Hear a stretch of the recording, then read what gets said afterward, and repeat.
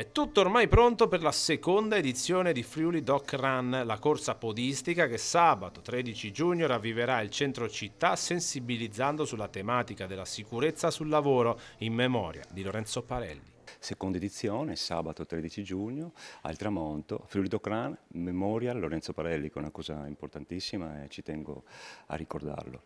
La manifestazione è una manifestazione sportiva, però che lancia un messaggio importante che è la sicurezza sul lavoro. Sì, questa seconda edizione conferma l'intenzione di dare ricordo di Lorenzo più autentico attraverso una corsa che è un evento comunque leggero e festoso e che però non si toglie dal ricordare l'impegno principale, le responsabilità. Credo che Lorenzo vorrebbe un evento festoso, un evento leggero e non per questo senza un autentico significato. E sicuramente lo sport è molto affine ai principi che noi richiamiamo nella Carta di Lorenzo, pertanto ci fa piacere questa cosa.